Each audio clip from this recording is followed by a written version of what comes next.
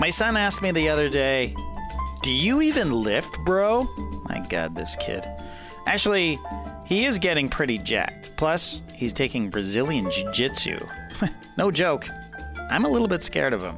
Anyway, he's on this pretty intense weightlifting regimen, and some YouTuber recommended a post-workout protein shake. Oh my God. I saw him drinking this thing, and I slapped it right out of his hand.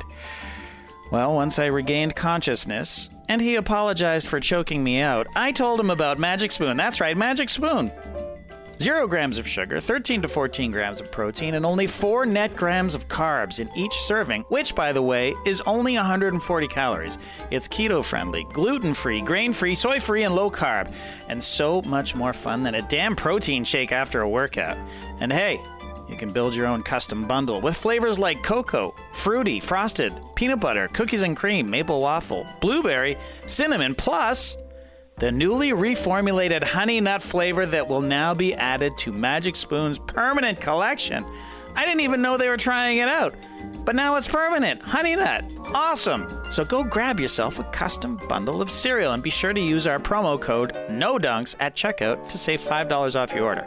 And Magic Spoon is so confident in their product, it's backed with a 100% happiness guarantee. So if you don't like it, for any reason, they'll refund your money. No questions asked. Remember, get your next delicious bowl of guilt-free cereal at magicspoon.com/NoDunks and use code NODUNKS for $5 off. Magic Spoon, thank you for sponsoring this episode.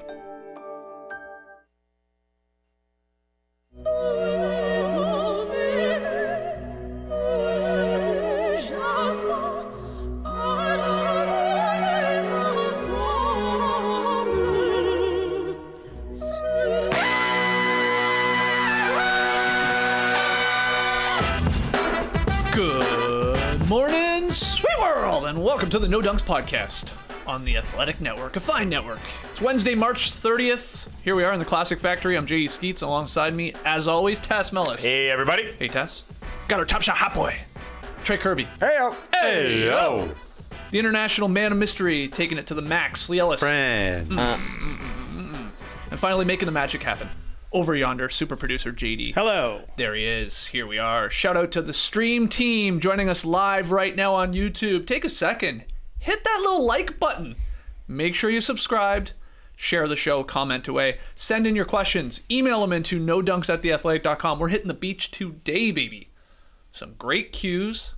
So what about the AFL? What? Yeah, we're talking a little Aussie. Oh, great. Yeah, so send those in to nodunks@theathletic.com. Get yourself a new Mr. Temper Boy t-shirt. Maybe you got someone in your life that you like to argue about breakfast or showering with. Go get a t-shirt. Nodunks.com. Get all our No Dunks merch over there. This one available on white, on black, on a hoodie. Nice. And I really like this because it's Mr. Temper Boy. There are youth sizes available, right? So go take advantage of that. Yesterday, Trey Graydon and a guest, Hazel Southwell, dropped a new No Breaks episode. This, I just want to remind you, has its own YouTube feed. I see people subscribing. Shout out to everybody subscribing to No Breaks. And now it's got its own podcast feed. So seek out No Breaks. That's BRAKES, okay? Not the break room break, okay? Ooh, No Breaks, BREAKS, our new Severance podcast that we're going to be starting. All right. You're People all caught want to up, hear right? all about what's Okay. going on in the break room. I love that show. Yeah, it's good. It's good. crazy, It's the new Lost for me. But like this time, I'm not getting involved in any of the mysteries. Same. Just along Just for the enjoy ride. it. Just enjoy along it. for the ride. Except we have to do a podcast on it. Yeah, well, we're starting a brand new podcast. And speaking of podcasts, under the No Dunks umbrella, No Buffs, our Survivor podcast, goes live tomorrow afternoon around 3 p.m. Eastern. Our guy, Wendell Holland, is going to be joining us as our special guest to recap tonight's episode of Survivor, which, Tass, I know you're pumped for. I am pumped for Probably for No this Buffs stuff. and Survivor. Yeah, Wendell for sure. Yeah, of course. Definitely looking forward to Wendell. And this season, it always starts slow. Who are these characters? Let's get to know them a little bit. Good time to get in. It's picking up. Yeah, for sure. So that's No Buffs, and just like No Breaks, it's got its own YouTube and podcast feed. Okay, let's get into the NBA action from last night. Only 5 games on, but I feel like there's a ton to talk about. Let's start with Giannis. 40 points, ho-hum, the late block to lead the Bucks past the 76ers. TK, take it away. This was a real game of basketball. In fact, I've got a new term for this kind of a game of basketball. When a game that should be on national TV is League Pass only, it's sicko's delight. I love it. Yeah. You gotta have it. You gotta be ready to jump on this sort of a game because, man, what an incredible game this was. The MVP battle has to go to Giannis based after last night. Like you said, Skeets 14 points, 40 points, had 15 straight between the third and fourth quarter. Basically, when Joel Embiid subbed out, threw in 14 rebounds, 6 assists, 1 steal, 3 blocks, including that incredible game saver, which was eerily reminiscent of the block on DeAndre Ayton. Harden takes a step back 3, and Embiid grabs the rebound. Giannis from the other side of the lane gets to it way before it was to the glass. Yeah. I was like, how in the world was this called a goaltending? To the point where Giannis had to go from finger wag to finger swirl. Like he went from wagging for no to yes, let's take a look. It was probably just the refs calling it a goaltend. Yeah. So we could look at It it. actually helped out the Bucks. No, definitely, no doubt about it. But nonetheless, it should have just been called a block right away because that was an incredible block. Giannis definitely did get the best of Embiid on that play and over the course of the game. 29 points, 14 rebounds, 7 assists for Joel Embiid. But he also had to deal with Brook Lopez, who is incredibly strong. Like, I think we kind of forget about that with Brook Lopez since he's become Splash Mountain. But the mountain part of it is serious, man. Yeah. This guy can take bumps from Joel Embiid, which is pretty impressive. And then obviously there's the help defense over the top as well. But if we were playing It's Just One Game, but I would be making a tiny MVP case for Jrue Holiday, who I thought was awesome, especially in the fourth quarter of this one. 10 points, 1 assist in the fourth quarter. It was an alley-oop to Giannis, the assist, which was very cool. And then he hit a 3, like the next possession down. He was fired up. Finished with 18 and 10 for the game. Just a bunch of clutch plays. He had the jumpers, he had the alley-oop, and he was guarding everybody. Like, they let him guard Tyrese Maxey for a little bit, kind of chill. Maxey, 0 points in the fourth quarter. He was on James Harden for a little bit when it really came down to it. Harden, 3 points in the fourth quarter. And there were even times when Jrue Holiday would catch Embiid on switches. Like, there was one with about 2 minutes left, and Embiid catches the ball right around the free throw line. He could not move Jrue Holiday. Like, he was trying to back him down to get maybe free throws, maybe get a layup or something like that. Could not push him off the spot, though. So awesome win for the Bucks. Awesome game with the lead going back and forth all the time in the fourth quarter. And now Milwaukee, second in the East by half a game. This was a major statement game for the Bucks, for Giannis. A true sicko's delight. It really was. It's amazing that this wasn't on national television, especially with the game that was on national TV and the we'll get to it, but the Mavs embarrassing the Lakers in 20 minutes or so. But yeah, and for the Sixers, they couldn't really have played much better for most of this game. I thought Harden was great for a good chunk of it. Yeah, that shot that led to the block was a clunker, an absolute brick. Missed it by a mile, and he got what he wanted. So he missed it. But honestly, watching Giannis like this is an absolute delight because his bag is that. What's that meme of The Rock with that gigantic bag? He does have a huge bag. Yeah, that was Giannis last night because also not only on the block shot, he had that step-in mid-ranger that he just walked into. He had the Akeem Olajuwon baseline faders at both ends of the court, and then the bully ball. I mean, no one can stop him, but Millsap out there, it's like, okay, come on. It's honestly mean. and then James Harden, we know, is not a bad post defender physically like that, but Giannis can just like, okay, if you push back, I'm just going to go to another level where you can't go. And guys are there, and he sort of like hops around guys, and then he can just drop it in the basket because there's no one there to contest that shot. He was just an absolute monster last night. That play at the end of the third quarter where they didn't really have time to get a shot off, and he just like hop, skipped, and jumped his way down. I actually think that was a double dribble. I don't think you can push the ball out like that. Anyway, doesn't matter because everyone was just mesmerized. The Sixers broadcast team were also just like, oh, Giannis, big play. Because it's like there isn't a way to stop him like this. And so if you're Philadelphia... The way it used to be, well, at least foul him, put him on the line. Exactly. You really can't even do that anymore. No, I mean, what he are steps with confidence. There 7 to 10 last night. 7 to 10, You're going to live with that any day of the night. But he is just a beast, and he really did separate himself from Embiid, certainly last night, the MVP. From Embiid was good. He's been fantastic all season, but Giannis is doing things that nobody else can do. So this was a very, very fun game to watch, an impressive, dominant victory in the end, even though it was only 2 points. I say dominant because it's like, if you're Philadelphia, like, how are we going to beat these guys 4 times? And play Embiid more. I think that's what Joel Embiid would say. Because the end of the third quarter and the beginning of the fourth, he was on the bench. Yep. That's when the Bucks made their run. Right. And he said it post-game. He said, he was asked, what's the strategy? How do you beat these guys? Well, maybe match up our minutes there, Doc. I mean, he called out Coach Doc. He said, match up our minutes. Because it's a weird thing that they've got going on in Philadelphia. Harden and Embiid sit together every half for a few minutes. It worked fine in the first half, but in the second half, it's odd just not to stagger them. So, Trey said he went for 15 straight. Embiid was asked, what was the difference in this game? Well, I don't know. He went for like 17 straight or whatever it was. And I think it was exactly 17. Yeah, I thought it was too. I don't know how Embiid knew that. Like, he knew exactly how many points. He's sitting there counting. I mean, it was a show, obviously. Giannis went on that run, but there aren't too many dudes that can just get in his way. And Embiid, he was doing a pretty good job. But I know the Bucks have sort of been, they're champs. They can chill a little bit until the postseason. And Giannis is, you could see, that 2 minutes left when he stepped into that 21-footer where he just buried it. The defender obviously has to give him space. What are you going to do?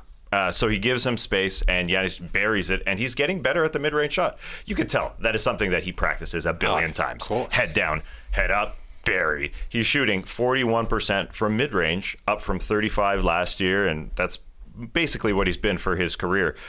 So he's just got the confidence of a champ, of a two-time Finals MVP, and that's why they are the favorites when it comes to the Eastern Conference playoffs. Even though the Celtics are playing really, really well, but I could see why Embiid is pissed off in this game. And if you want to make a crazy MVP case, people like to say, "Oh, a guy goes to the bench, their team sucks." Well, Embiid's case right there. They win this game probably if he plays like 44 minutes and he matches up those minutes, because they started the fourth quarter up 8. When Embiid came back, they're only up 2. And as he said, Giannis got on an absolute roll and he couldn't be stopped. What did you think of Harden's game here? Overall, I know the final 3 shots are not great. He missed a 3 on the wing with like 4 minutes to go. Then he drove into traffic and there was like 4 Bucks around him. Yeah. He flung it up at the rim. He was maybe trying to get the foul. He didn't. And then he missed that, he bricked that 3 at the end that led to the Embiid sort of putback from the Giannis block. But I thought he did have a good first half. I thought him and Embiid looked pretty comfortable out there with the pick and pops and stuff like that. Yep. Great 3 quarters, to be quite honest. It was nice. I think if you're a 76ers fan, you had to be a little bit encouraged, at least through the first 3 quarters, to see James Harden showing up in obviously a huge game where he has to play well for your team to be competitive. And he was really good through 3 quarters, but a goose egg in the fourth. So, what are you going to do? I mean, he scored 3 points, but it wasn't impressive or anything like that. You didn't feel Harden. It was kind of, I mean, I don't know. What are you supposed to do in that situation? I guess the 3 from Harden is probably the shot there, but I don't know. Maxey wasn't doing anything. Tobias Harris was invisible in the fourth quarter. So it just came down to Harden wasn't good enough in the fourth quarter. So to me, it's like cool 3 quarters, do it in the fourth. Yeah. Much the same as cool regular season, do it in the playoffs. Oh, exactly. That's the question. Is he gets that green light. If you want it, they'll run that play for him, and he got the 3.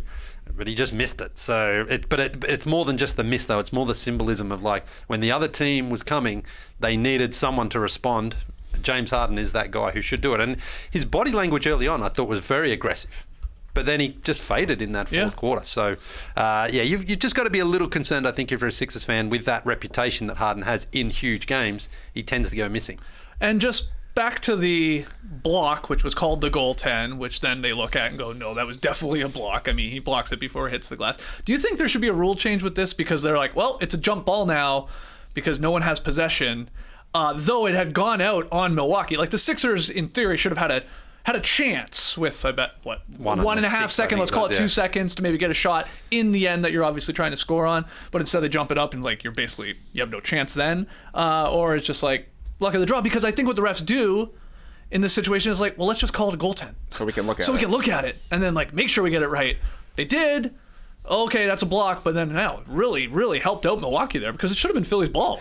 I feel like they could just give Philly the ball after that, and no one would bat an eye, even after all of that. Because who the hell knows the rules as to who gets the ball on side outs? Who knows? Even at the jump ball. So they go to center court, 1.6 left, jump ball, Harden controls it. And then doesn't get a shot off because the buzzer goes off, and he complains. He yells to the referee, the clock was not supposed to start until I got the ball. That's not true. No, it's not true. he's thinking it's like an inbound. Yeah, exactly. He's thinking it's like an inbound where as soon as you pick it up. No one knows the rules, is frankly what it comes down to. I think you could honestly give the ball. I think you make a judgment call, and you could give the ball to the Sixers. And I was okay with the goaltend because, number one, we finally saw Giannis block immediately after it happened, unlike in the finals where it took like 5 minutes to see one of the best blocks in NBA history. Right. It took forever for ESPN ABC to replay it. Amazing block. Fantastic stuff. And they got it right. And that's partially the good thing. Honestly, would anyone know what the rule is? No, I think I would just take it one step further. Like when they go and look at the goaltend and it's not, and they see the play developed where the ball goes out on Milwaukee. Give it to them. Then I'm sort of with you. It's like, okay, why don't? All right, we're not counting the points because it was a clean block, but it went out on Milwaukee. Here's a chance for you with about 2 seconds ago, whatever it was. But right, because they rules are the rules. Hang on, what did they call that? So they called it, in theory, then they called it for a basket, then, for Philadelphia. Yeah. They said the game was tied at 118. Yeah, and then hold on, that was a block. Should definitely get the ball back if the call was wrong there. Just one more thing I forgot to bring up. That time in the first half where Nyang was on Giannis, and he just flicked him out the way and then jammed it with his left as Embiid came over. I mean, when have we seen a player like that big just have that much sort of flexibility with both sides of his body off the dribble like that? It's just incredible. But how is that a travel? The 4 dribbles that he took from end to end, which I didn't even bat an eye. I just thought, this is Giannis just doing Giannis things. No one in the NBA can do it. How is it a travel when he pushes it ahead? Yeah, because it's like palming it almost. You're pushing the ball rather than dribbling it. It's a very, very grey area, but I know that's been. Hey, I'm doing that tonight at our pick 'em, brother. If you want the ball, just go get it. If you want the ball, but it's how you sort of stop the possession, right? Because you are sort of controlling it in. It's like if you. Say you're dribbling along, right? Someone comes and you get scared and then you push the ball over. Which guys do. Yeah, and then you start dribbling again. That does get called as a double dribble sometimes. Yeah. Really? But it's another one of those, like, you're going to be, like, if you call that, you're a bit of a bad ref. People do it in traffic because, they're caught in a double team, push through, and it's a cool move. And in this instance, he took 4 dribbles and 2 steps to go 94 feet. But I looked at it and I just thought, whoa. Yeah, Giannis stuff, because nobody else does it. That's mainly what it is. It's just like, we don't really know if that's just him or that's against the rules, because it was just an incredible freak of athleticism there. Like, his strides look like they're about 12 feet long. They're just unbelievable. And then he shows up at the post-game press conference to talk to the reporters.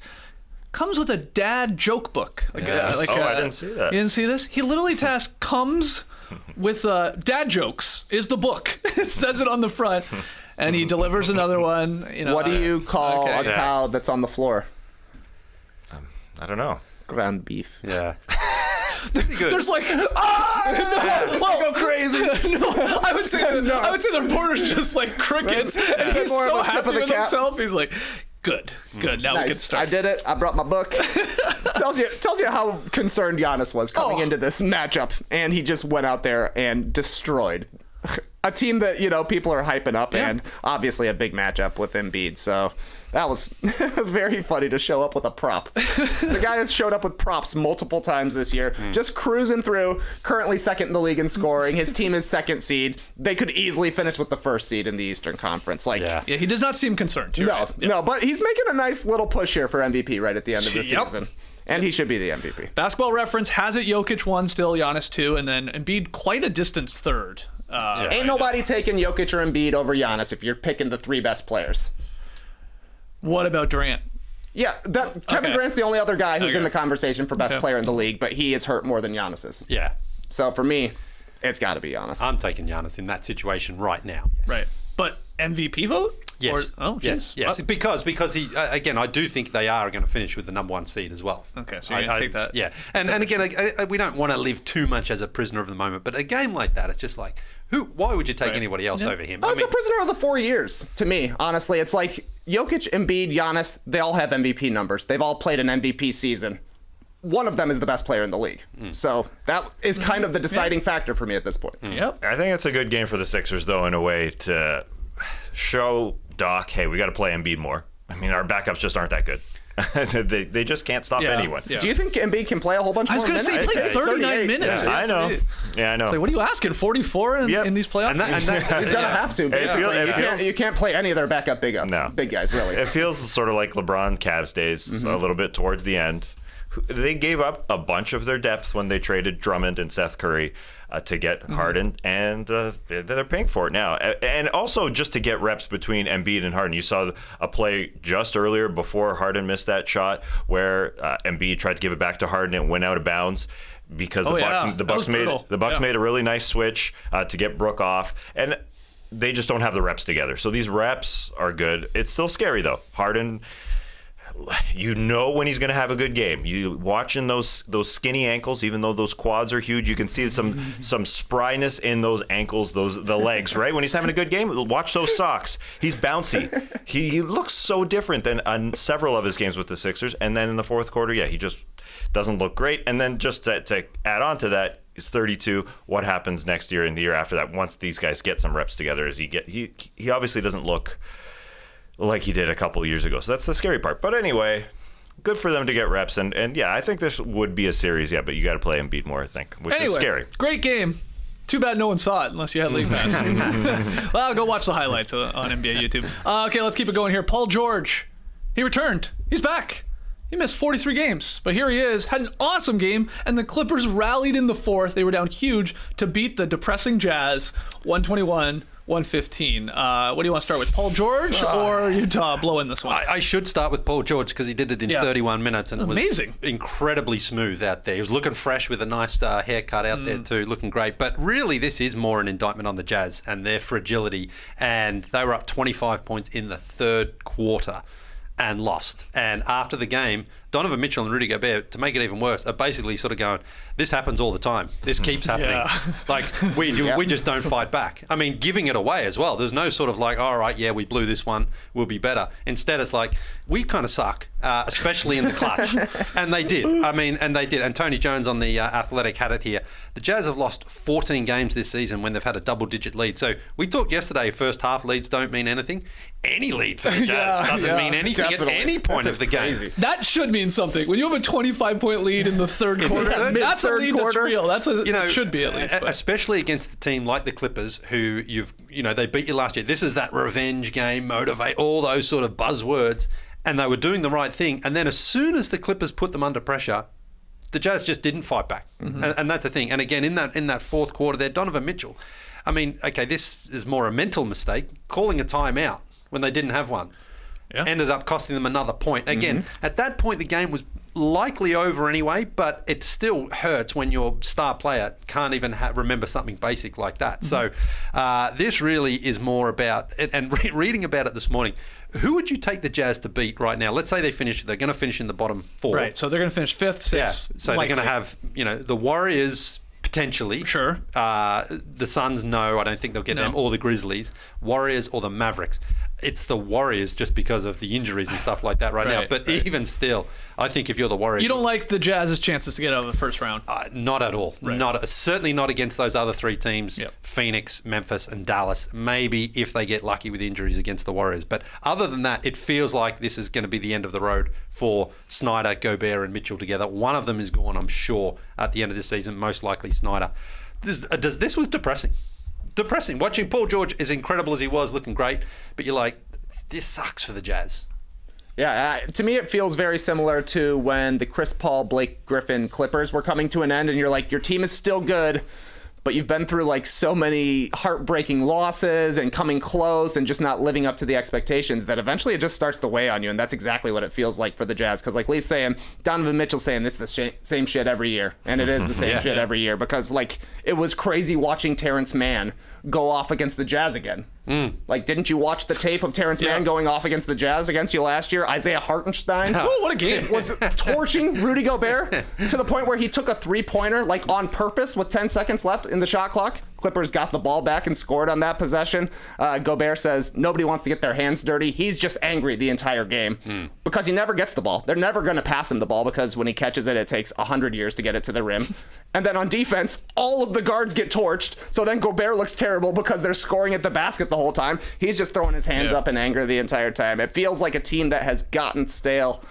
And usually I'm willing to give the Jazz the benefit of the doubt because it's like regular season, do whatever you do because it's the playoffs that are really going to matter. Sure. That's obviously still the case here, but they are crumbling right now. Yeah, and it's just an extension of last year in the playoffs. As you said, Game 6 against the Clippers there. The Clippers came back from 25, and it's literally the same thing has happened every year. It's not only do they get up double digits and lose, but they get down double digits and can't come back like only the worst teams in the league. The stat was 4-22 in games they trail by double digits.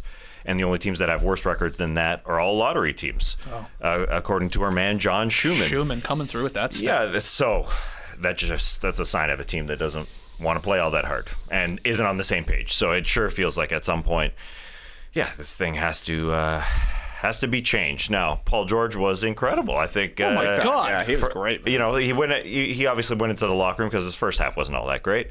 But he came out of the locker room and looked like Paul George from the beginning of the season. 25 of his 34 points in the last 20 minutes of the game. He had a 20-point third quarter there to bring his team back. He said to his guys, "We don't look like a playoff team." And that's when they came back. I'm high on this team because of what they've done in the postseason, because they've been decent without their best players. I feel like they are going to be a tough out no matter who they play. They're locked into the 8th seed right now. Will play likely the Timberwolves in a play-in game, but they are going to be a tough out. This is a team that has success in the playoffs just last year as a conference finalist. Easy to forget that, I think. And then Paul George obviously needs to be there for them to do that, but for his first game to be that good, it doesn't happen very often in the NBA, it feels like. That could be a really fun, obviously one and done type game. Yep. Between the Wolves and the Clippers. Oh, yeah. 7-8. I say one and done because whoever would lose that game would get one more chance to get in. But, man, that would be a must-watch television, I feel like, with these teams right now. With Paul George back. Yeah, 34 points, 10 of 20, hit 6 threes. He attacked Gobert, too. Yeah. I mean, that massive sort of and one over him where he took the hit and laid it like high off the glass. 4 steals, 6 assists. Like, what an incredible game for a guy that hadn't played in months. In a very long time since he's been out there. So, great game from Paul George. And it's always nice to be reminded that his parents' names are Paulette and Paul. Yeah. Just push and pee. I love it. Throw that up on a graphic. I'm just going to smile every single time. So thank you. Yeah, yesterday you just called him Paul. Well, Can't do that in the Paul George household. No, everybody would look. What? Yeah. All right. Imagine if the Jazz dropped to 7. And they got to play the Clippers in the play-in tournament. Oh, that'd be great. Wow. It's possible. 5 straight losses for the Jazz. They've got a tough schedule remaining, and they're obviously not on the same page together. Minnesota would be, I would think, have to be a little bit worried about playing a Clippers team with Paul George. Yeah. And the Jazz definitely would if they somehow continue to fall. Next game here, the Mavericks just crushed the Lakers 128-110. LeBron sat. AD is apparently nearing a return. Chris Haynes on the broadcast saying this Friday. They obviously need it because they just got embarrassed here on national television again. I mean, this was over in the blink of an eye. Yeah, it was a 30-point game right away. Yeah. It was over. It's so odd. It's just odd. In this day and age, we have national TV. We have League Pass. We can't figure out which games to put on. I just found it odd. We all knew coming into the night, the Bucks-Sixers game has to be the highlighted game from these early games.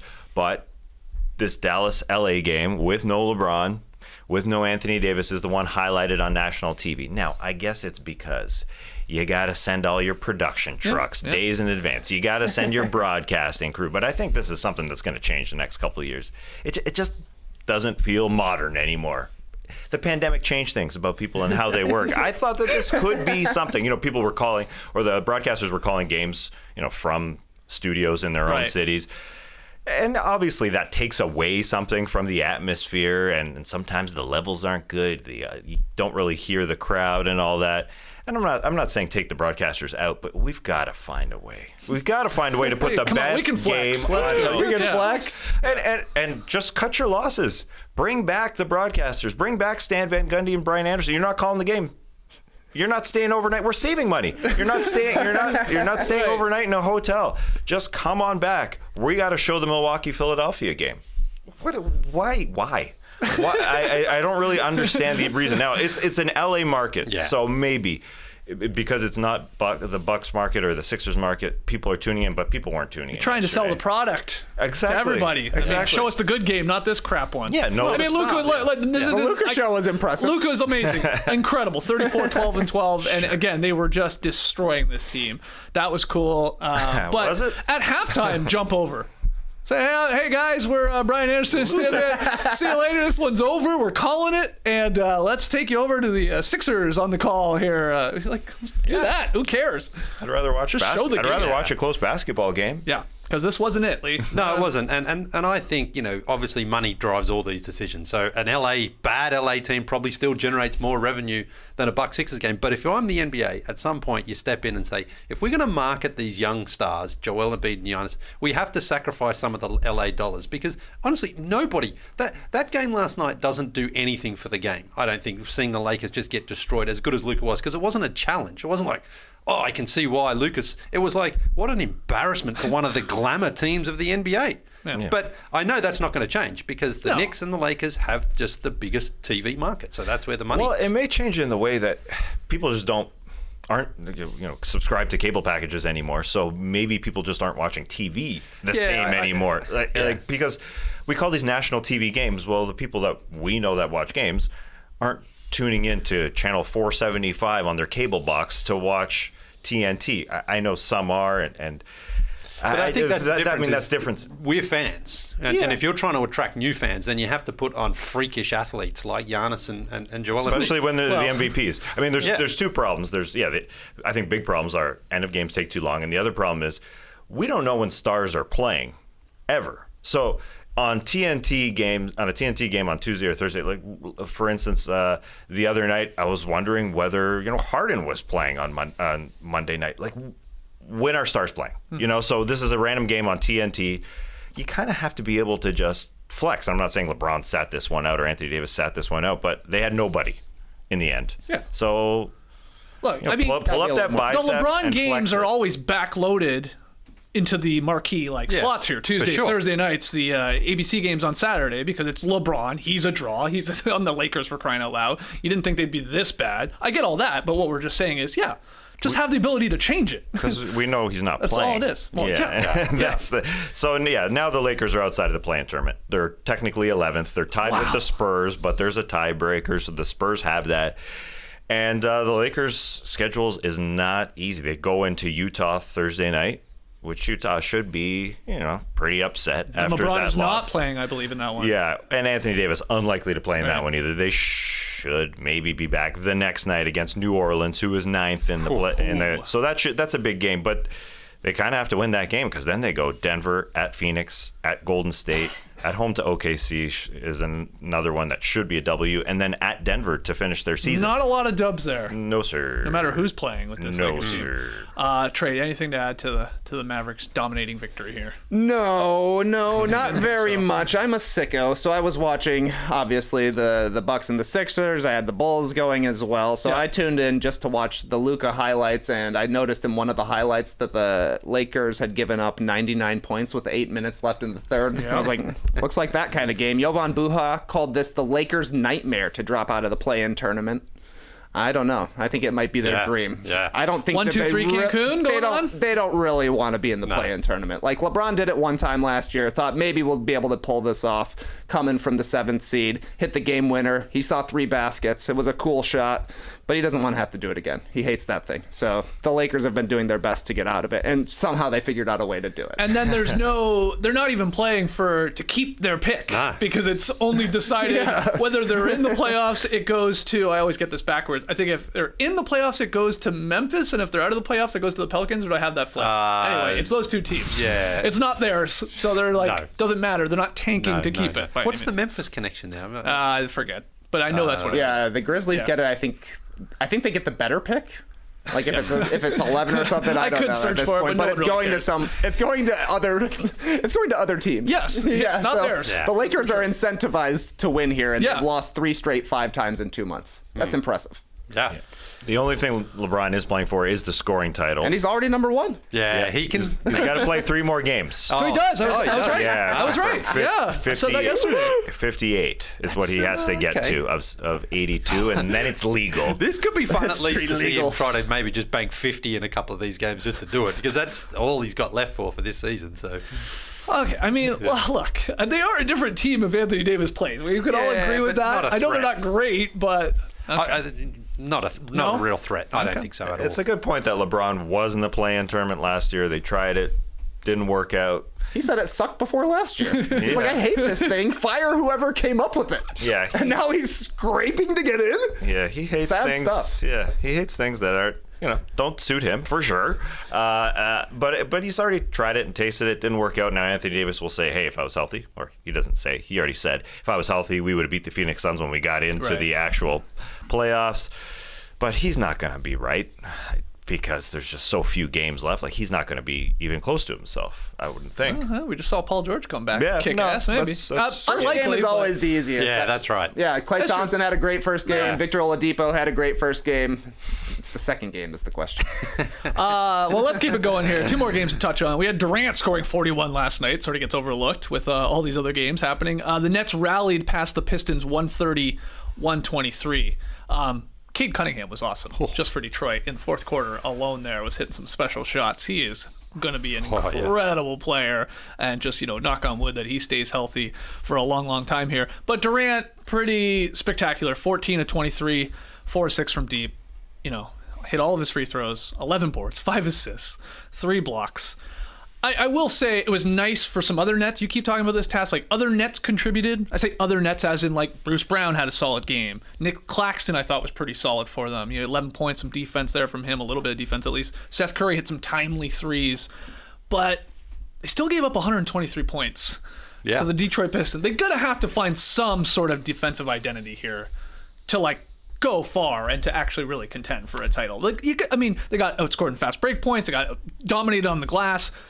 Pistons did work in the paint. They're content. We'll just outscore you. Yep. And they did last night. But that's not going to work in some of these playoff matchups as you move on. It's just not going to work. You got to play defense. Yeah, and it didn't work against the Hornets the other day, who were a better team. They were able to keep on scoring. But I will say one thing about Dwayne Casey's Pistons. They have not at all let go of the rope. No. They have been competing every single game here. They punched the Hawks a week ago. Other than that, they lose by a couple of baskets. This one's 7 points. But I think the Nets were looking at this going, hey, what's going on? I thought this was going to be a fairly comfortable win here. Instead, it took that Durant 41 points against a team that's obviously not going to make the playoffs at all. So credit to Dwayne Casey there. But yes, the Nets, they do have a bit of a concern defensively, I think. Anything, Dad? Well, the Brooklyn Nets just don't care about the regular season.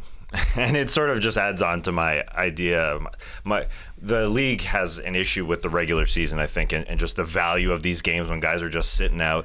Kevin Durant was asked after the game, what do you guys have to work on here these last few games before the postseason? He said, quote, "To be honest, we just want to be healthy. We all understand what playoff basketball is about." They just don't care. They really do not care. He knows that when he's the number one guy, everybody else sort of falls in line, as he said when Kyrie Irving came back and the guys started to get healthy. Everyone goes more into their roles that they should be in, that they belong in for a championship team. And they shot 55% from the floor and 54% from three. They know their offense is good enough, and they think they can turn it on defensively. And but it's that's a worry. to me, It's a show worry. me how many teams in NBA history have ranked in the lower third of defensive rating to go all the way and win it.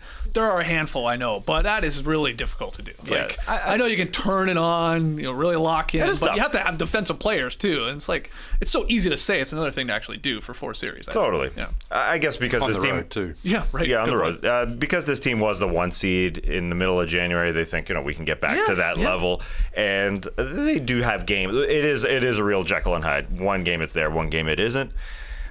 But if you followed Kevin Durant's words, he just says, "All right, we'll do it in a couple weeks." we just don't care. I mean, he cares enough to get the feel and get the flow, and offensively they feel great. And great handshakes with Cade after the game. I respect Nice. you. Yeah. You respect me. He already did that for Scotty Barnes. KD showed his respect for him, and he's doing it for Cade. That was nice. Yeah, it was awesome. He played great. It was one of his best was games amazing. of his very young career. Trey, what do you think about this Nets Can they do this thing without really playing any defense and they don't care? Yeah, they can. It was the same story last year. You know, they were 22nd in defense last year, didn't care once again, and they still took the Bucks to 7 games, held the Bucks under 90 points twice in that series. Yeah. So, you know, they don't have to tune in on defense 7 games in a series, I don't think. They can try and win one offensively, because obviously KD is good enough to win games offensively, and Kyrie is himself as well. So they are going to have to play more defense, but I think that, like, Kevin Durant is kind of the epitome of turning it on when it really matters. That guy can be like a defensive player of the year caliber sort of defender, but he just doesn't do it most of the time. He will do it in the playoffs. They're going to have problems with teams crushing him inside just because they always do. You're not sure what you're getting from their role players. Like, it's awesome that Bruce Brown has been playing well lately, but he also didn't play for the first 3 months of the season or whatever. You know, Blake Griffin had a great run in the playoffs last year. He hasn't been around. LaMarcus Aldridge, sometimes here, sometimes there. So I think Steve Nash has a lot of questions to answer. But I think they can flip the switch enough to still be a competitive team come playoff time, because KD's he's awesome, man. Oh. Like, when he's going, nobody can stop him. No, he was hitting some Unstoppable, insane shots. Like, I mean, he was hitting shots that you can't do anything. The league is in such an incredible place right now, because we're talking about Jokic for MVP, or is it Giannis, or is it Embiid? And then there's like, oh, there's Durant. Of course, there's still LeBron. Luka going for 32, 12, and 12. Like, it's like, it just keeps going on. You got the Suns players. You got Tatum. It's like amazing that guys that are like, if you're making a list right now, you're putting at 7th, 8th, or whatever. It's like, these are elite players. Like, in other years, they're top 3 easily and stuff like that. It's amazing, the talent right now. Yeah, when you think of some of the MVP races we've had, it's kind of been Steph, James Harden, Russell Westbrook, almost running away with it the whole season. Right. But now there has been, and when I was going around the internet the other day, like, there's probably 8 guys who have been the favourite to win MVP at some point this season. And that's great. That is great for the league. Get these guys on TV more. It's true. Well, you can buy. Can't you buy? I don't know if you can still do this. Like, could you buy the Sixers-Bucks game on League Pass last night? I think so. Yeah, $4.99 or something. Yeah, I don't know. Yeah, you can buy the sort of last. Does 10 minutes anybody do that? I've never heard of anybody do it. But it's an option. What about a good night for it last night? Like, imagine you turn on TNT, you're like, oh my goodness, what is going on? Then they pop up a little ad. Hey, tune into the Bucks for $1.99. I would have clicked instantly. Yeah. Yeah. Maybe somebody did. Let us know in the stream team if it was you last night. Yeah. Sometimes I think I'm going to go rent a movie. And the only option is to buy it, because you can't rent it for another 3 weeks or whatever. So a $20 movie purchase, I'll do it. Wow. Yeah. I mean, I got no choice. Once you've made the decision to watch, you're like, whatever it costs. Exactly. So $7 for a night of entertainment, worth it. I think it's $6.99. I thought it was $5.99 for some reason. Okay. But I think it might Too much, actually. Yeah. I'll say that's too much make for it $1. a But it single might go regular down game. as the game goes on, like you're saying. Like, it might $5.99 start, catch the tip, but then second half, maybe it's $3.99, fourth quarter, maybe $1.99, flex pricing. Yeah, were they like second half of Lakers Mavs? Are they offering to pay you to keep watching? They're like, we got ads coming up here. We'll give you $1 if you stick around. Yeah. Okay. So you can see Free pair of auto sacks. trader. Okay, what do you got? You can choose one team, free trial for 7 days, then $13.99. Oh, that's to follow the team for the Team, whole yeah, season. I'm We're just- talking one game lately. Okay. You keep looking. Let's get Trey's thoughts on the Bulls getting into the 5th place by themselves here. 107-94 win over the Wizards. Quick notes here. Oh, thank you to my beautiful Bulls, because if they lost this one, I was thinking about becoming a Wizards fan. Oh, wow. I've been a Wizard magnet on the Top Shot stream, Skeets. They got these new pink jerseys, and if they took down the Bulls last night, I was like, gonna have to pull a Jack Koga out here and suddenly root for the Wizards. But a classic DeRozan fourth quarter win is really what this was for the Bulls. He scored 14 of his 32 in the fourth. 6 of 7 shooting. It was all mid-range, sort of half spins, and then take a 15 to 17 footer. Sometimes it rattled in, and sometimes it was a pure swish. Also, shout out to my guy Big Vucci. Yeah. Huge game. 27 points, 12 of 19 shooting. Did he take a shot in the fourth quarter? Of course not, but that's fine. Because if there's anybody that's not going to out-physical Vooch, it's Kristaps Porzingis. So I got caught saluting the Bulls flag yesterday during the day. Laura said, "Did you just salute our flag?" I was like, "Yeah, I do it every day." I did it again this morning. I gotta show respect when they actually take care of business. Nice. Do you do it like? Do you salute the flag just like as you walk by? Do you stand, Yep. hat off? No. I should respectfully take off my cap, but usually, I park outside, I walk out, see it, You should rig up like a Continue on. speaker to play like the Alan Parsons project. Every time I leave the garage, I actually love that. I'll record a video of the next salute. They take care of. They actually get a win. Okay. Because the one after the Knicks game, tears in my eyes. Yeah. Oh, yes. We need Laura to set up a camera so you see you every day, like 82 that's salutes. yeah, like the student who set up a camera of his teacher coming in every day. Yeah. Hello. Get you saluting, crying, get see all the fits. I like that idea. Let's make that happen. JD, if you don't mind, throw up just the playoff picture. We've been doing this every day here for all the stream teamers, just so you get an idea of what we're looking at here in both conferences. Because the Bulls, I said, they are in 5th. They would be playing Philly, which TK before the show here, you were saying not a matchup that you love going against. I guess the They gotta Bulls, beat Embiid at some point. Well, yeah. They have to at some point in his career. Maybe 4 times in the playoffs. We'll see. Is it safe to say the Bulls would prefer to avoid a Sixers or a Bucks though, and maybe they would take anybody else? Not that they would win, but like. Yes, I would say those are the top 2 most fearsome competitors for the Bulls because Embiid and Giannis, the Bulls have no chance of matching up with. Right. And you see the rest of the stuff here, the play-in tournament. It is Hornets, Hawks, 9-10 right now. Cleveland Nets in the 7-8, and in the West, it is Pelicans, Spurs. There they are. No Lakers, which looks crazy, in the 9-10, and then you got Minnesota Clippers, which, not a lock yet because Minnesota's still trying to get out, but the Nuggets are doing their best to like hold them at bay. So could be Minnesota versus the Clips in the 7-8. All right, we're going to take our first break. When we come back, let's hit the beach and answer a few of your questions. Don't go anywhere. But let's talk about Athletic Greens. If you're looking to get better gut health, more energy, stronger immune system in a really easy, natural way, you got to check out Athletic Greens. Or, AG, as us cool kids call it here on the podcast. I'm sure you'll all agree that most of us are not huge fans of having to take a bunch of pills or vitamins in the morning. You got breakfast to eat. You got to shower. There's no time to take all these pills. With Athletic Greens, you just found yourself an all-in-one solution that actually tastes good, and you'll truly enjoy getting your daily vitamins. So what is it? With one delicious scoop of Athletic Greens, you're absorbing 75 high-quality vitamins, minerals, whole food sourced superfoods, probiotics, adaptogens to help you start your day right. This special blend of ingredients supports your gut health, your nervous system, your immune system, your energy, your recovery, your focus, your aging, all of the things. All of the things. To get this, Athletic Greens is a climate neutral certified company. Tass, I thought you'd like that part. Yeah, I included that do for like that. you here Thanks. today. In fact, in 2020, AG purchased carbon credits that support projects protecting old growth rainforests. So that's good stuff there. It's time to reclaim your health and arm your immune system with convenient daily nutrition. Just one scoop in a cup of water every day. That's it. No need for a million different pills and supplements to look out for your health. And to make it easy, Athletic Greens is going to give you a free 1-year supply of immune-supporting vitamin D and 5 free travel packs with your first purchase. All you got to do is visit. Take a guess at what website you got to visit. Athletic/nodunks.com/nodunks, no? athleticgreens.com/nodunks. I just want to see if you're paying attention to me. Again, that is athleticgreens.com/nodunks to take ownership over your health and pick up the ultimate daily nutritional insurance. We talk a lot about numbers and statistics and percentages here, so let me hit you with my favorite stat I've seen. 79% of men think about their balls every day. What's the number? 79%.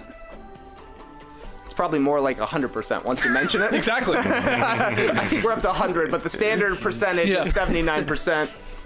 There are 5 of us here on the show. Right. So one of us is not? I think it was Tass. I don't think Tass has yet. I'm not sure. Just did. Oh, somebody forget about it. Okay. Hold on. Somebody forget. Every day, 79% of men think about their balls. Too low. I agree. What, your you balls? mean the percent? Oh. Well, if your balls are too low, Yeah. they won't be if you wear Sax underwear. The one brand that has made it their mission to keep your manhood supremely comfortable. Sax is obsessed with the comfort of your manhood. Thanks, Sax. Sweet. They make the most comfortable underwear for men. Premium styles equipped with their patented ballpark pouch. which is basically a built-in hammock that keeps everything in place. You know what I say? It's a good day if you're in a hammock. There's no sticking or chafing. Chafing? Chafing? Same thing? Close. I mean, which do you say? Yeah. Chafing. Just 24/7 comfort. Saxx makes underwear for all kinds of different occasions, even ones specifically for sport and outdoor activity. I wear Saxx when I play tennis. Balls in the pocket, balls in the pouch. Yeah. Very secure. If you want to try Saxx, head on over to saxx.com/nodunks to get 10% off plus free shipping by using promo code NODUNKS. They come with a comfort guarantee, so if you're not 100% satisfied with your new underwear, Saxx will give you your money back. So go to saxx.com/nodunks and use promo code NODUNKS for 10% off and free shipping. Peloton, my old friend. That's a new drop around here. We love Peloton in this house. Every single one of us uses it pretty much every day. We originally got it for Rachel. She was having knee problems. She wanted something that was low impact. Got on the thing. She was immediately addicted and went on a 60-day ride streak. Like, she did 60 days of rides. Made it sound like she was on it for 60 straight days. Yeah. Wouldn't get off. It felt like it. Right. It felt like it, to be honest. And we all use it. You should see Jackson's abs. The guy. It's crazy. Very jealous. I guess I could do the ab workouts too, but I don't. I do rides and weights, but I gotta work on my core. Anyway, Peloton is pushing you further with so much new on the Peloton Bike and Peloton Bike Plus. New classes, new music, new ways to keep your workouts fun and motivating. I'm doing today a 45-minute Power Zone Endurance 90s ride with my girl Christine Dercole later. And I'm actually looking forward to it. That's true. And Lincoln's been dabbling with Peloton boxing. You don't need gloves or anything, really. We have a Bob over there that he likes to slap around. Sorry. Slap again. If you've never boxed before, these classes will have you working up a sweat while working on the fundamentals of form, footwork, and fun combos that will keep you on your toes. Peloton has a workout for every goal and mood. De-stress from a long day with 30 minutes of strength and 20 minutes of cardio, or do a quick 15-minute total body class before work. Stay motivated while having fun with bike workouts, yoga, meditation, dance cardio, and more. Visit onepeloton.com to learn more. That's ONEPELOTON.com. All right, back with the boys here in the Classic Factory. Let's hit the beach to answer a few of your questions.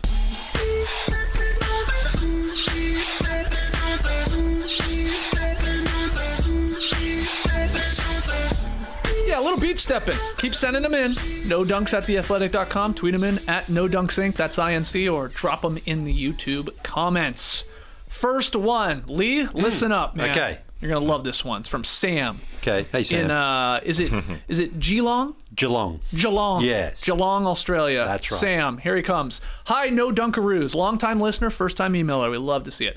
I find the various ways voters determine their MVP odd.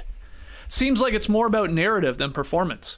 With such a long season, it's easy to forget a tear someone went on early or a lengthy cold spell. My question is, why doesn't the NBA use a system similar to what they use in the Australian Football League? I think you've brought this up before. I have. Votes are given to players each game by the umpires. 3 votes for best player, 2 votes for the second best, and 1 vote for the third best, right? The votes are then counted at the end of the year at an award ceremony, with the leading vote getter winning. In the NBA, it wouldn't necessarily have to be the umpires or the refs. It could be the media doing this. In any case, I feel this would be a better way of determining who had truly completed the season from start to finish. That's from Sam again in Australia. What do you think? I mean, I guess you love this idea because you have brought it up before. All Australian rules football fans love this idea because this is huge throughout the season. So just to reiterate what happens here, right? So in a game, there's 3 umpires, okay? Yep. And after each game, they huddle together and they write down, this guy got 3 votes, 2 votes, 1 vote, and then that is confidential. It's like it's not released that game. Okay. I'm a little more intrigued by this. Yeah, Okay. and so then at the end of the season, we have what's called the Brownlow Medal. It's the award, and they read out the votes at that award. So up until then, you have an idea because you've seen the games. Like that guy played well, maybe he got votes, but you don't know for sure. There's no running tally. Okay. And again, sometimes it could be, let's say a guy kicks 10 goals, but his team loses. He might get 1 vote or 2 votes, but he might not get 3 votes if his team loses by a lot of points. Okay. So it's all, speculative. Now, there's also sometimes, like it is with media, there's biases from umpires. If there's a player who talks a lot of trash, in the past, we've seen some of the best players haven't won it because they just grind the umpires all the time. And also, if you get suspended at any point during the season, you are ineligible to win it. Mr. Temper Boy, watch out. Because in theory, it's called the Best and Fairest Award. Now, there has been times where a guy has won the award with the most votes, but he couldn't get the trophy because or the medallion because he was ineligible.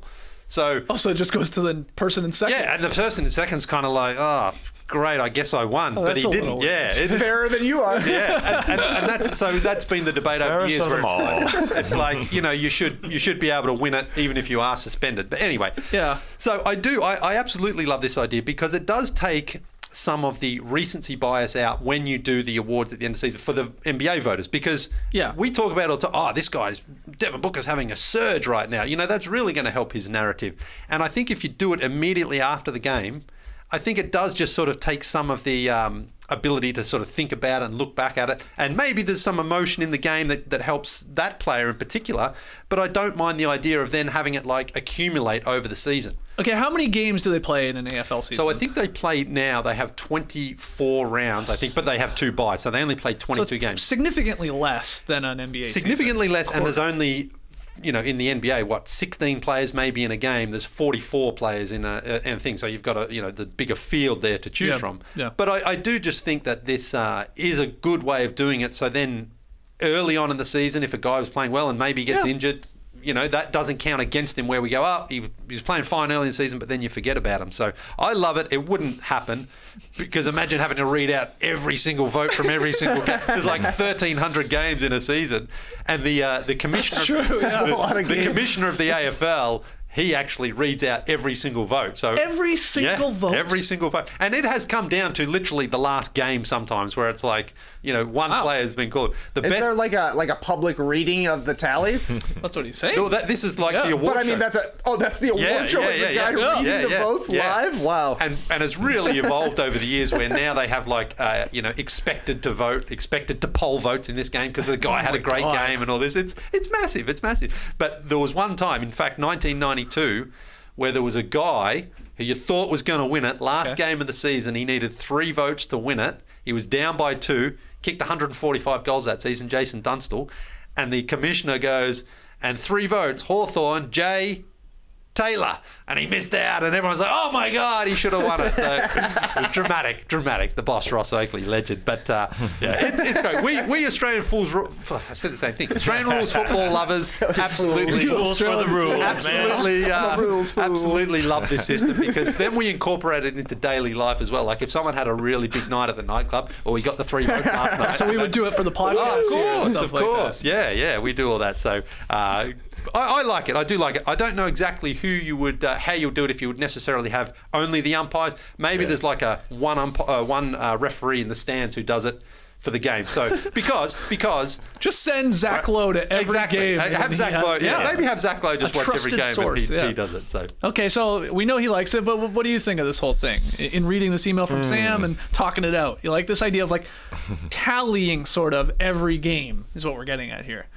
The 3-star. I don't mind 3 stars of every game. Hey, it's like hockey. Yeah, it happens. It basically is actually. Yeah, the 3 stars. I don't even know who actually makes the decision for a hockey game. I got no clue. Because they do it right then and there, unlike the AFL. The 3 stars come out. Who does it? Star number 3, Ray Bourque. And, he says hello to the crowd. Star number 2, Chris Pronger. Do they still do this, by the way? They do the skate. I think they still do this? I'm pretty sure. I think so. Right. And they only do it Not for every game? No. Oh, okay. Yeah, I think it is, isn't it? Every game of What? NHL hockey. No.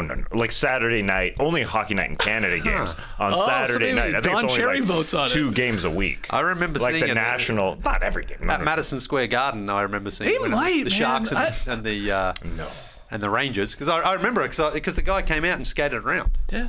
Brett Hervey, I think his name was. Still remember it. Yeah. It's not just Hockey Night in Canada, and media representatives from the home team make the selections. There you go. Wow. So, but do they skate then every game? Is that? I don't know. I have a feeling they award it every game, but it maybe is not the thing where they're all coming out on the ice every game. That's my I can't my believe gut I says, can't but I haven't watched a hockey believe game in a while. All right. I used to shot list hockey for seasons. I'd just sit there. Paul Ranheim off the post. You could have been doing the votes for hockey. 13:44 left in the second period. Theron Fleury gets run over. Good reacts from the crowd. Oh, nice. That kind of stuff. I can't believe they do it for I was supposed to go to the Flames Oilers and it got cancelled. yeah. Oh, that would have been great. Ah, man. They just had a crazy game. I saw it was like they? 7-5, 9-5, or something like that. A lot of goals. It was between the I can't pipes believe that hockey night. is It was happening. between the pipes. I think it was Bill Ranford and Mike Vernon, I think. Anytime we can name old goalies, you know we're going to. John Van Beethbrook? Yeah. I just thought I'd contribute to the hockey conversation there. He's no Dominic Hasek. Number 39. So, what do you think, Trey? Is this a dumb idea or maybe something Yeah, to it's it? dumb, but it's a good idea. It's dumb, but also good. It was like, I thought the Brownlow medal was a little confusing at first, but then having Lee explain it, the fact that like they actually have an award ceremony where a guy's just reading votes in an envelope, pretty funny. Yeah. This should at least be some sort of award. I'm looking at the Wikipedia page here for the 3 stars in hockey. Apparently, they do tally up these 3-star points, and the Molson Cup is awarded to the top point earner of the year of each Canadian team. What? So I don't know. There's definitely a way to work in another sort of award here for like season-long performance. I love the idea of giving an actual medal. Yeah. It's all trophies like in the NBA. Maybe you throw on a ring if you win a championship, but a medal would be cool. Yeah. So it sounds weird, but yeah, why not give away some sort of an award? I don't love the idea of the referees voting on it. I feel like they are pretty busy to be noticing who's actually They're playing also not well very out good at there. their first job. Yeah, let's focus on nailing the first part of it, and then you can get your votes in. Yeah. But yeah, sure. The media? Pick like one. Yeah, pick one super fan in each arena that chooses. I don't know. It's got to be something. It's an interesting idea. It's a bit like the green jacket at the Masters too. The winner the year before that's cool. awards the Come next on. guy too. They Yeah. do that? Yeah. So I will say in reading this email, I thought that this was something like, okay, the game happens, Yes. the AFL game, and then soon after the umpires' votes come out. So I was like, oh, so this is like a running tally, which I'm like, that's sort of boring because then it's like, you know who's going to win the Yeah. award because you just see it after every week. But I didn't realize it was secretive. Yes, So yes, man, yes. that opens up a whole Pandora's box of like conspiracy and like, Yeah. goosing the votes and stuff. Well, like I say, there's definitely been some of the best players ever haven't won it, and a part of it I think is because the anti-bias, almost like, well, we always know that guy's good, but this guy played better on this day. sure. You know? Yeah. And but this happens on the Monday night before the grand final. So, that whole week, it's a whole big build-up. It's a great week. It's the best week to be in Melbourne. Yeah, I like the fact that it's not revealed that night, as you said. Yeah, it makes it more intriguing. Yeah. But as Trey said, I just don't want a calculation for the most valuable player. But in hockey, they have the Hart Trophy, which is the most valuable player, and then they have the... They have tons of awards in hockey. Yeah, but then I had we the go. Art Ross, which is Yeah.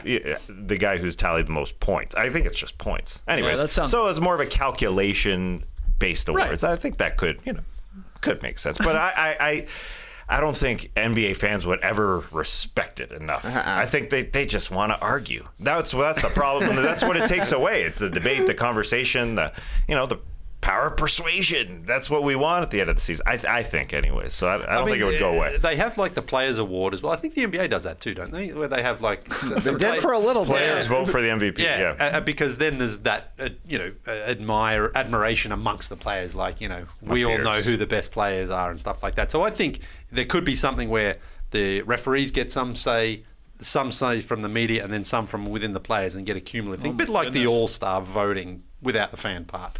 All right. Well, great email, Sam. Yeah. Got us talking about, what was the cool guy you said that was like part of the controversy in '92? Boss the Ross? Oh, Ross Oakley, yeah. Oh, Ross the Oakley. boss Oakley, yeah. He was the commissioner who kind of like David Stern. He turned it from like we used to watch. Right? Oh, he was the commissioner. Yeah. Oh, he read out all the he was quotes. the player. No. And so I remember we used to watch on Sunday afternoons the second teams play. That's how bad AFL TV was in the 80s. It was like the reserves, it used to be called. So it was like you're just watching guys out there who aren't even in the first team playing.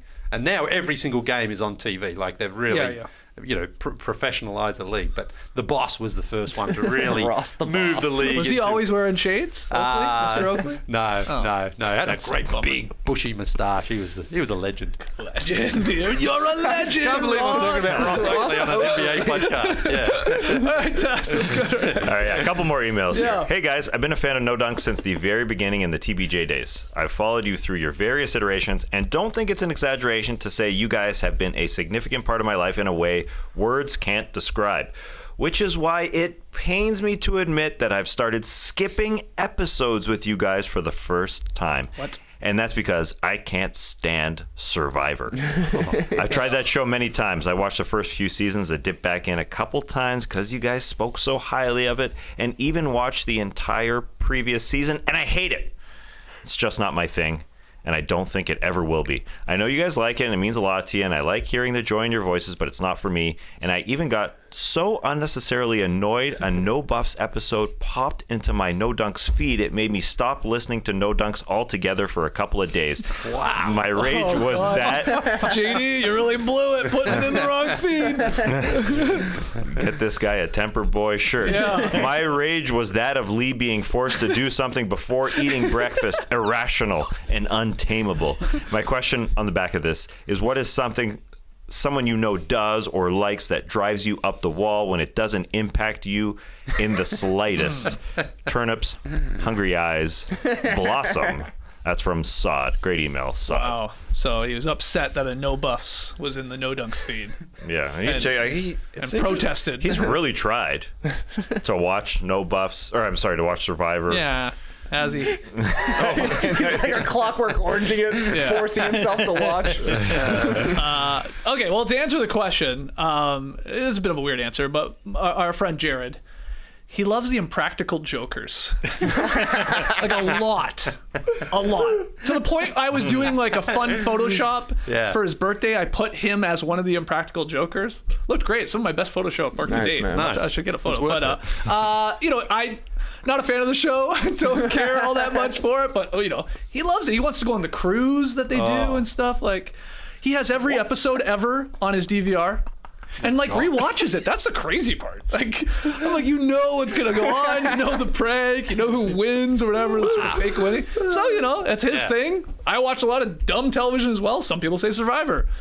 His is Impractical Jokers, and it's just I can't get into it. I don't know if you've ever seen it. No, well, I know what it is. You know what it but, is, yeah. No. It's a good airport watch. I saw it on the airport. It's good just to peek up at the television and see. Yeah, I think it's a classic, just have it on type thing. I feel like that's a time-killing classic where you're like, I don't have to think about it, I just enjoy it. Sure. Yeah. So that's my answer. What do you got? I guess I got a neighbour, nice guy. When we see each other, there's Time to crush him. It's like very casual, easy conversation. He's got the most immaculate front lawn. Front yard, beautiful, absolutely beautiful. Puts a ton He of does work. it, or no? He does it all. Yeah, he does it all. Nice. I always see him out there raking, blowing, digging, scraping away. Looks great. Right. But when I say I always see him out there, I mean I always see him. There are times. It's fine, man. It's fine. You don't need to be. There's always a weed, Lee. There's always a weed. I've seen him sometimes literally looks like he is just picking grass out of the grass. He's probably not, but it looks like it. And I'm just like, it's so immaculate, you just can leave it for a couple of days. You can't. It's beautiful. He's a nice guy. Meanwhile, you're messing with your mint that won't stop growing. Oh, yeah. Oh, man, yeah. The mint's, it's back. It's back. So do you think you would ever say something to him? No, I can't because we're friends, We're like, hey, how you doing? Great. It's looking great, by the way. So you do say that. Yeah, I say that, of course. That's why he does it, for sure. I'm probably like, it may be a bit of a giveaway that I'm always saying, it looks great, okay? It looks great. Never looked better. It will never look better. All right. Yeah. Yeah, mine's similar. I hate it when Frank puts his tarp on my fence. It's my fence, Frank. But, you know, Jack also had his told... fence. No, it's not. Oh. No, it's not. It's my fence. My fence. What do you mean? Hold on. Well, the fence belongs to my property. Jack put it up. He let Frank put his tarp on it. Jack's gone. Trey's in. Frank's still putting the tarp on. I don't know. He's grandfathered in on that. Yeah, wow. Frank has been grandfathered in, but my sump pump shoots out into his yard, so I think it's fair. Oh. It's all fair. It's all fair. With regards to Frank and the tarp. Cool. You got an answer for this, Tess? Well, it's sort of like Lee's answer. I've got a wife, but her half of the closet. Now, it doesn't bother me whatsoever. I mean, it doesn't affect me, I should say, but it bothers the heck out of me. It's just not neat. It could be a lot neater. It's sort of like JD complains about, you know, strewn socks around the house. Yes. Danielle just keeps stuff around, but it's not. It's not even clothing. It's not clothing. It's not clothing that's, you know, just hanging around. It's dirty clothing that's on a chair or whatever. It's boxes or packaging. Get it out of there. And I'm the garbage man in the house, so I'm gonna eventually be the one. She's like, no, I'm not. I might have to return it or stuff, stuff like that. Yeah, she's gonna take it out. She even has a garbage in the closet, like a garbage container or whatever. Just get it out. So you share like a walk-in closet. Yeah. So you're on one side and she's on the other. Is that how, or are you a corner and she's? Well, we have a corners? closet. We share a closet. Yeah. And her half. It's not immaculate. It should be. It's like mine. You run a tight ship in there? Yeah. We got what? I got a friend. He's a neighbor. Oh, yeah. Pick it up right, no problem. Yeah. Grass man. Final one. How diddly ho, no Dunkerinos? First off, I am not a college basketball fan. But I was watching the tournament off and on, and I couldn't help but notice the wedgies' influence. For some reason, people have become infatuated with cheerleaders getting the ball down after it's gotten stuck on top of the backboard. It's mind-blowing. So this leads to the question. WTF do we call this madness? It needs a name. Now, I am leaning towards clock block. Since it is in close proximity to the shot clock. Anyways, just seeing if the promoters of the glorious wedgie have any other suggestions. Thanks, and always love the show. That's from Banana Bro Brad. And yeah, we've seen this twice, I think, right, Trey? Where Yeah. I know it really popped off when the first cheerleader did it, I think in that Indiana game or something like that. Yep. And that's happened since. And the cheerleading squad was like, we're on it. Oh, yeah. Let's go get it. Yeah. We're getting the That's the ball. thing. If that thing gets stuck up there, we got a plan. It worked out. You want to be first, for sure. Right. Way more buzz for the first rescue there. Oh, I think they made Breaking T-shirts for it. It was Cheerleader awesome. Saves the Day. I think you can buy on That was an BreakingT.com. incredible moment. That technically it's a pigeon though, right? Yes, absolutely. Sitting up there. I do like the name Clock Block though, pretty good. especially when it's right there by the actual clock. I would also consider the ballpark. As you know, 79% of men think about their balls every day. It goes up to 100% once you mention the stat. So I like to call this the ballpark because 100% of people notice it when the ball is parked up there. Right, right. So it goes along with the clock block as well. But it is technically a pigeon. But you can have different names for different things. Some people call Papa Soda. That's right. You know? Do you have any suggestions or thoughts on this email from Banana Bro Brad and this ball being up on the the pigeon being way high? No, not really. No, you're talking about just cheerleaders, you know, with March Madness and that. And I think it happened down at the Fortress we were last. I think that's the last time I saw it. Nothing gives me greater anxiety than seeing them when they fling the girls up so high and they're like smiling or they're flipping and the guys have got to catch them. I'm don't just like it? Oh my god! You should watch the Netflix series Cheer. Oh yeah, It's about competitive cheerleading. Yeah, but I mean, the stuff they do, they fall. They drop them. It's like, they must. nuts. Yeah. Yeah. But they go so high when you see it in person. They must go up 35 feet. I'm not exaggerating. Very I high. think it is. 35 feet. That's. I mean, I know they practice, Throwing them but they have maybe. smile and look comfortable, and they're trusting so many people to make sure they nail exactly where you're landing there. So that's my only contribution really here. That's a bit of a ballpark pouch when they catch them when they drop. I suppose that's true. Okay, so that's your just thoughts on cheerleading. Yeah, that's it. Yeah. Well, it definitely started to become a thing because, as you said, the second cheerleaders were ready to go like that. And then in the Elite Eight, Ian Eagle was on the call for the St. Peter's game, and the ball almost stalled, and he commented about the cheerleaders doing it in the first 2 times, and he just wished it happened. Now, Ian Eagle, he knows what a wedgie is. He always calls the wedgie. He's a great wedgie caller. I think he called the potential one a stolly up there. Hello. Yeah, it's not bad. I mean, whatever. Ours is better. And so the pigeon's better. But I understand. The ledgy is when it's on the back of the rim. Almost never happens. Almost very rare. Yep. Even more rare than a pigeon. It's true. I'm just so surprised that it still gets stalled on the back of backboards like that. And that you can't, even more so that you can't get it down without a human. Like that you could be able to use a stick.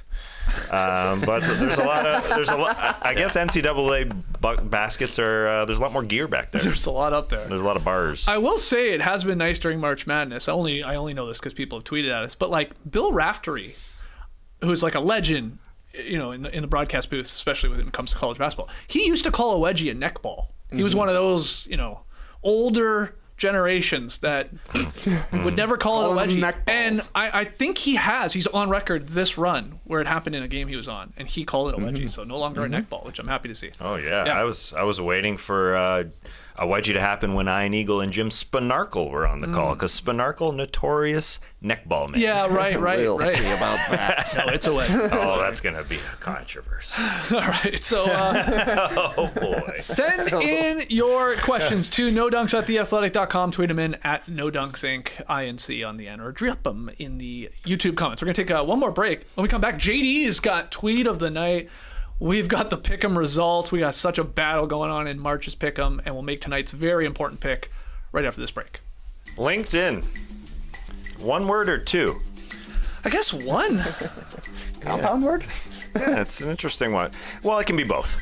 Because LinkedIn, it can be whatever you need it to be. Looking for a job? That's the place to go. Hiring?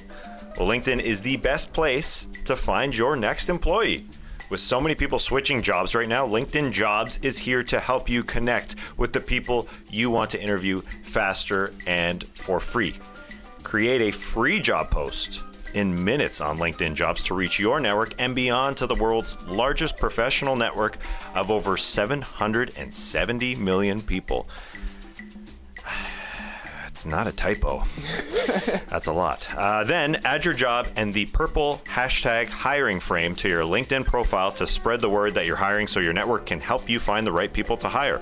Simple tools like screening questions make it easy to focus on candidates with just the right skills and experience so you can quickly prioritize who you'd like to interview and hire.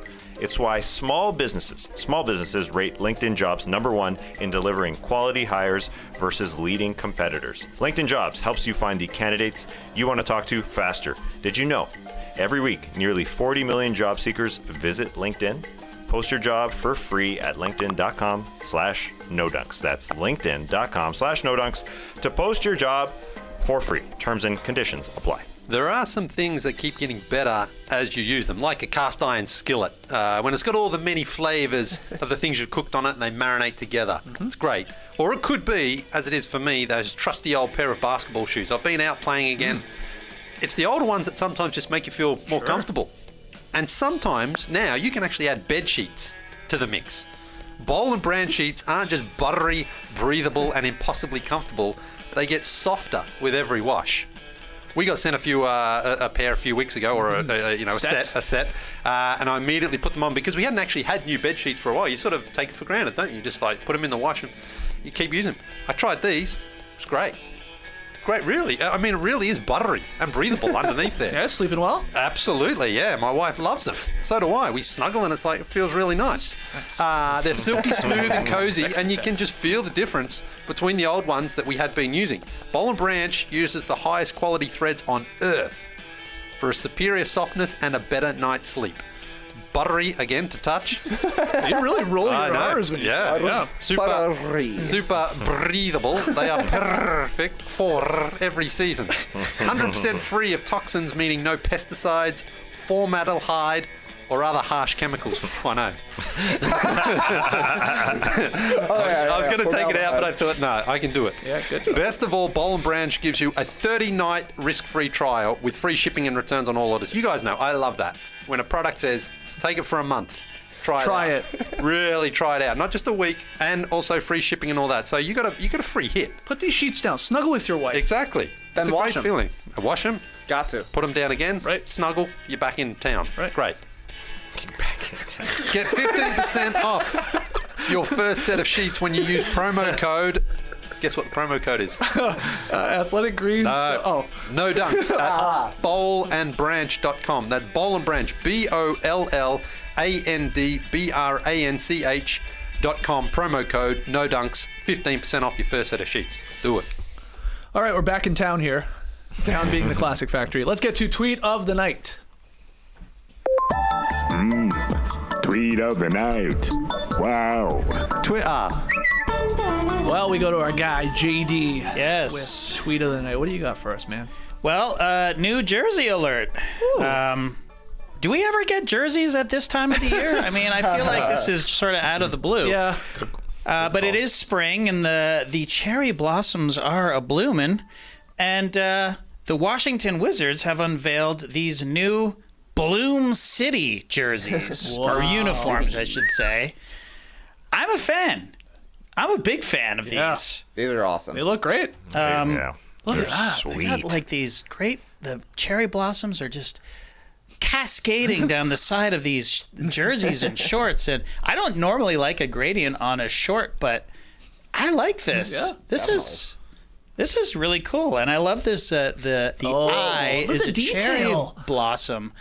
It's just great, and also the Nationals are involved in this too. City in Bloom, Bloom City.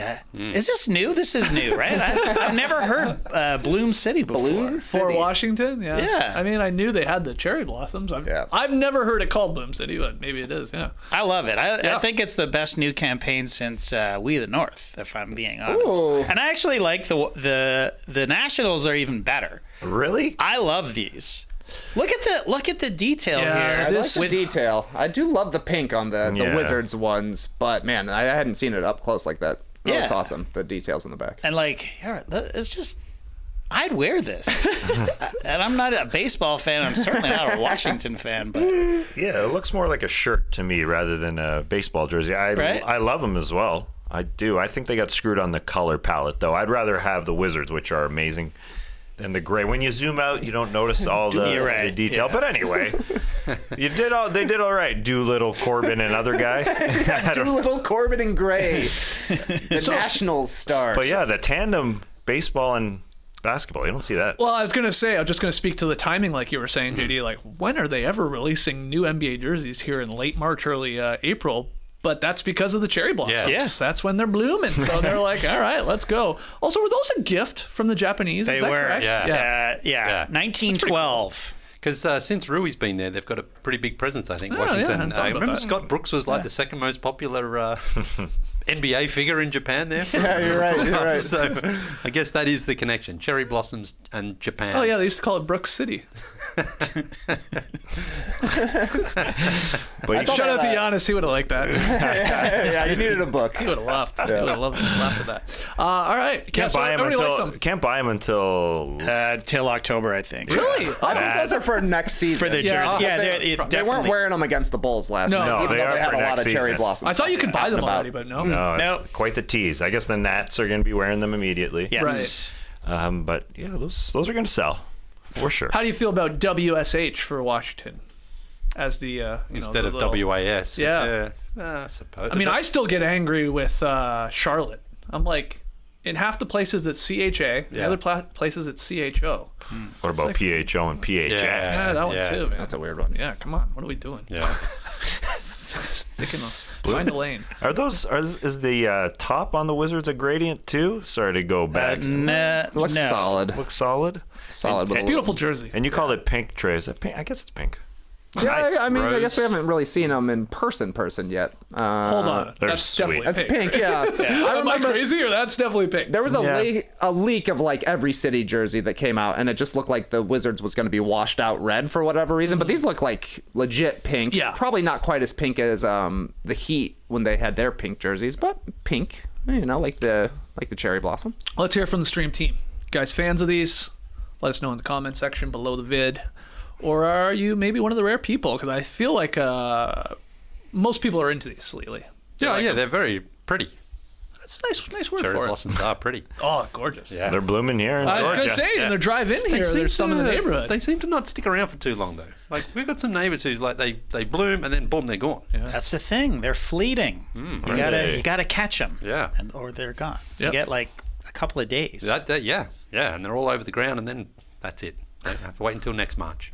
That's right. Pick 'em results from last night. It was the Bucks-Sixers game that hopefully you paid $5.99 for to watch on League Pass. Philly was favorite by 1.5. This brought to you by BetMGM. That line. We had Lee and I taking Philly. I mean, wow, a couple shots here or there, and maybe we pull it out, but the Bucks get it done. They obviously hit the money line, so Tass and Trey got it right. We are so close here. Trey, that's a big one for him. He's almost in the clear at this point. Not technically, but close. 12-9. Tass improves to 11-10. Lee and I fall to 10-11. 2 nights left in March. Big game tonight. So where are we going? Absolutely. Big night in the NBA as well. 11 games. We're going to one that has implications for the Hornets as they visit the Knicks. Knicks, 2.5-point underdogs at home. Oh, God, here we go again. Yeah, it's a tough line. That's tough. a Charlotte weird game. has dropped to 9th in the Eastern Conference standings. They want to get up to 8th. They want to jump Brooklyn again. At least get closer tonight if they can beat the Knicks in New York, which is not an easy place to play right now. You can Knicks say that ahead. about the Knicks. Bing So bong. that's why Lee and myself are on the Knicks to cover 2.5 points. Skeets and Trey taking the Hornets, and I like that Lee and Skeets have, at the bottom so far, at this point, have chosen opposite teams here. So this is huge. Yeah, because who knows what happened. Tass could be sort of tied to this at the bottom if Yeah. the Knicks can't cover, but we will find out. Yeah, are the Knicks going to start their season with a bing bong and end with a bing bong? Bing to start, bong to end? It's possible. So big game there. Charlotte, 2.5-point favorites in Madison Square Garden. Let's call it there. Email in your NBA questions to nodunks@theathletic.com. Follow us on Twitter, Instagram, Facebook, TikTok at NoDunksInc. Get yourself an athletic subscription. Go to theathletic.com/nodunks. $1 a month deal still on for up to 6 months. Take advantage of that. And go to nodunks.com to get your new Mr. Temperboy t-shirts. And I just found out from Breaking Tea themselves, we got Mr. Temperboy mugs. I think these are live on the website. Go to nodunks.com if you want to get one of those. That's a nice mug, Lily. Oh, yeah. Yeah. Fun little angry guy there. Like the little No Dunks script under Mr. Temperboy. So go to nodunks.com. Can we get some Miss Temper girls out there? We absolutely could. You know, I'm sure some fans out there, our female fans. I guess we also. would do. Would you do Miss Temper Girl Well, they did that, didn't they? with Miss- those books? Yeah. Is that right? Mr. Man and yeah, I think so. Oh, okay. We'll have to look Gotta at go Miz now. Yeah. All right. Guys, we'll see you back here tomorrow from the Classic Factory live at 10 a.m. Eastern to recap a lot of the games on tonight, any of the big NBA news. Till then, Clipper Bros. You heard it here first. Have a great time. Turn up. Love you guys. Awesome. Thanks for joining us, and remember, tell me if I'm right here. Did Six on Blossom, you remember Six, her friend? Blossom's friend? Yeah. Did she used to call Blossom Cherry Blossom? Sweet little Cherry Blossom. I don't remember. I don't remember that coming up, but I don't have a encyclopedic memory of every episode of Blossom. Just, the first couple seasons. Yeah, we'll look into it. Cool. Brace the day, people.